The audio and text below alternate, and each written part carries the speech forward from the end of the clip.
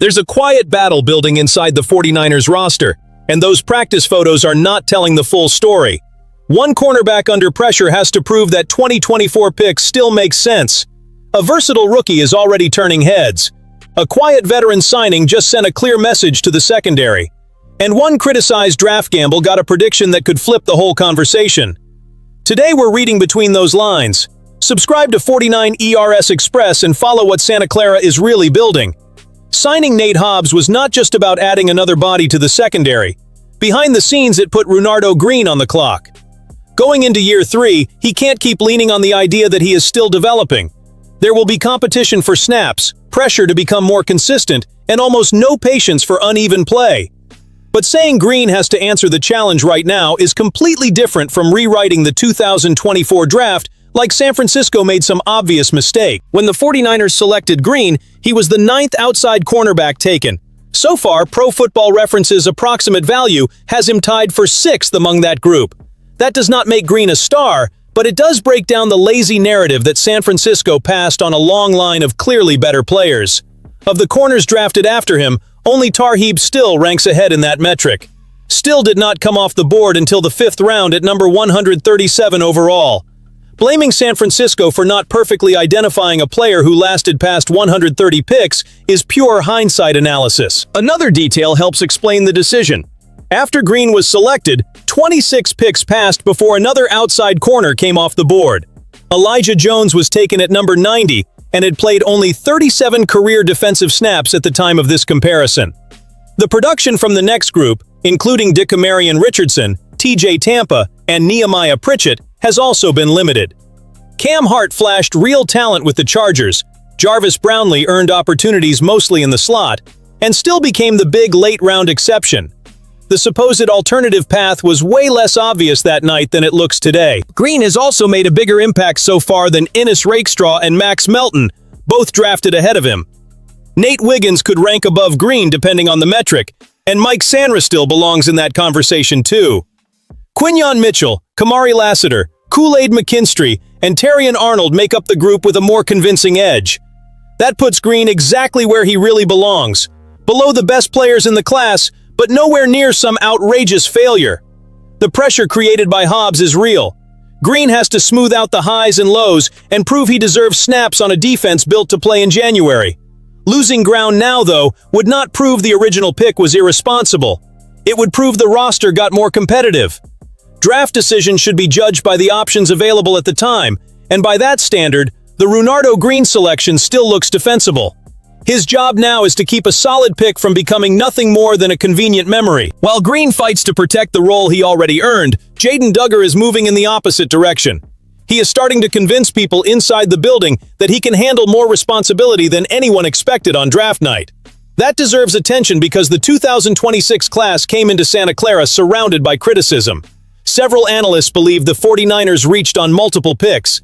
Dugger never looked like the biggest gamble of that group, and the early reports from OTAs are starting to show why San Francisco believed so much in his profile. Ryan Fowler listed the rookie among the standouts he observed during off-season activities, and Matt Barrows also came away impressed. Spring practices do not hand out roster spots, much less starting jobs. Still, when different observers start noticing a 22-year-old linebacker this early, there is a useful signal in there.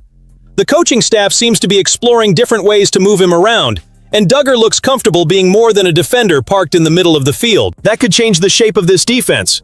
Dugger has the height, length, and flexibility to line up in different spots.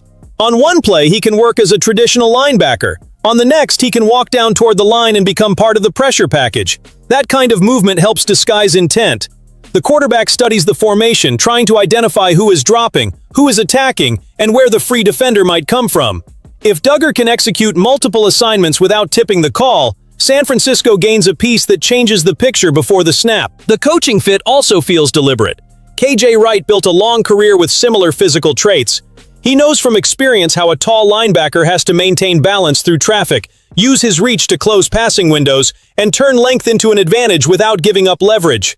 That comparison does not guarantee Dugger will follow the same path, but it does create a very specific teacher-student relationship.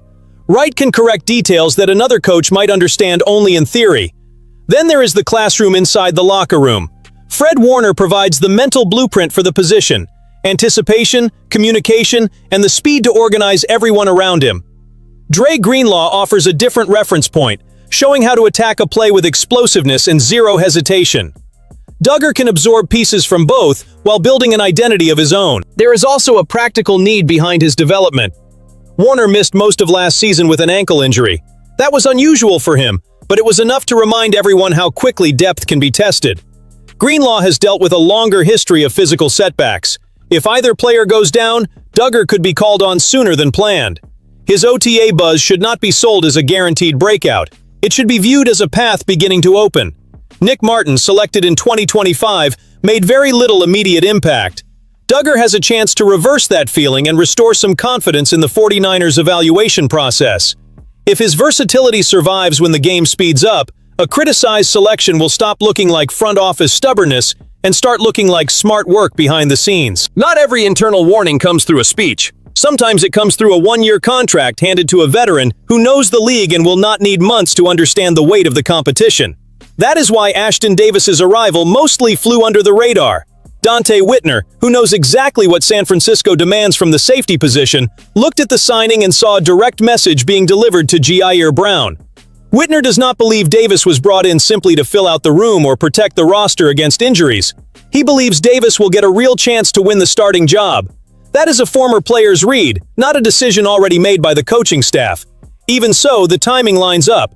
Brown has received 2 seasons as a starter and still has not shown the growth many expected after his rookie year. A team that views itself as a championship contender cannot keep treating instability on the back end like some minor issue it can live with. Davis enters this competition with something that carries real weight: experience. At 29, he has appeared in 84 games and started 34. Last season, he made 12 starts for the Miami Dolphins and finished with 63 tackles, 4 passes defended, 1 interception, and a forced fumble. His career totals include 217 tackles, 9 interceptions, and 5 forced fumbles. Those numbers do not scream blockbuster signing, but they describe someone who has diagnosed formations, faced experienced quarterbacks, and played through high-pressure situations. The significance of the move is found in what it takes away from Brown: comfort. Whitner was blunt when reading the message. In his view, the franchise is saying it will not accept Brown opening another season at the same level where he finished the last one. That kind of pressure is healthy when the alternative is legitimate. Real competition does not exist when the backup is simply waiting for an injury. It exists when one bad angle, one late communication, or one busted coverage can change the depth chart. Brown still has youth and familiarity with the system. Davis brings experience, ball production, and the urgency of a player on a one-year deal. One can defend his position. The other can turn a short opportunity into an important role on a defense with massive expectations. This is exactly the kind of battle that gets hotter once the pads come on, and the coaching staff starts evaluating trust, not just talent. So let's take the temperature of the fan base.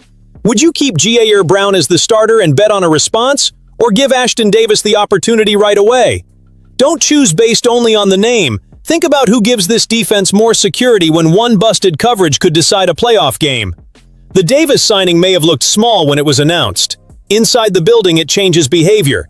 Brown knows his history as a starter will not buy his next snap. Davis knows he did not come here to watch. And the 49ers are making one point very clear. In this secondary, reputation will carry less weight than performance. The fight for roster spots shows how Santa Clara is managing the present. De'Zhaun Stribling's story, meanwhile, could determine how the public judges this entire draft class. When the 49ers selected the Ole Miss receiver, the reaction came fast. Overdrafted, outside the consensus, another unnecessary gamble. Connor Orr of Sports Illustrated has now put a bold prediction on the table. He believes Stribling will finish the season ahead of at least one wide receiver drafted before him in receptions, yards, or touchdowns. It is a projection, but there is logic behind it. San Francisco had other receivers ranked higher on its board. When those names were gone before pick number 27, the front office did not panic. The 49ers traded down twice before selecting Stribling. That movement reveals something important. They did not view him as the top receiver from the beginning, but they saw enough value and fit to reposition themselves in the draft before making the pick. The 5 wideouts selected earlier were Carnell Tate, Jordan Tyson, Mekhi Lemon, KC Concepcion, and Omar Cooper Jr. Outproducing any of them will be difficult, but rookie seasons do not happen in a vacuum. Tate is entering a new offensive structure with quarterback Cam Ward, who is only in his second year. Tyson will likely share the spotlight with Chris Olave in New Orleans. Lemon joins a pecking order that already includes Saquon Barkley and Devontae Smith. Concepcion and Cooper landed in quarterback rooms surrounded by uncertainty. Stribling may have an advantage that does not show up on his athletic profile: a clearly defined role. If Kyle Shanahan quickly finds routes and situations that fit his strengths, the rookie will not need to master the entire offense to produce. He needs well-designed opportunities, chemistry with Brock Purdy, and efficiency when defenses focus their attention on the primary threats. On a team chasing the playoffs, a handful of decisive catches can matter more than empty volume during a losing season. One scenario could complicate the celebration. Denzel Boston went to Cleveland 6 picks after Stribling. If KC Concepcion produces less because Boston emerges as the Browns' leading receiver, San Francisco will still face questions about choosing Stribling. The comparison has to go beyond one statistical table at the end of the year. Context, role, and impact in meaningful games will say more than a narrow statistical win. Consider what happens inside the franchise if Orr's prediction hits. Stribling outproduces one of those 5 receivers, delivers in key moments during a playoff run, and builds immediate chemistry with Purdy. Those 2 trade downs stop looking like hesitation. They start looking like control of the board. A criticized pick is no longer viewed as a reach. It becomes proof that the scouting department identified a role the public rankings failed to capture. That is the opportunity in front of Stribling. He does not have to beat the entire class by himself or answer every analyst by September. He needs to turn specific opportunities into reliable production. If he does, the 49ers will not simply gain a useful receiver. They will earn the right to say they understood their own offense better than the people who judged the pick before his first snap. The internal picture is clear. Nobody is being protected simply because of the position they held yesterday. Renardo Green has to defend his role. Jaden Dugger is trying to speed up his climb into the rotation. Ji'Ayir Brown now faces a veteran ready to take his snaps. De'Zhaun Stribling has an opportunity to turn draft criticism into renewed confidence. That is not dysfunction. It is a roster being pushed to produce before the season demands far more expensive answers. Like the video, subscribe to 49ers Express, and follow every signal coming out of Santa Clara. The 49ers window remains open, but only the players who deliver can help keep it that way.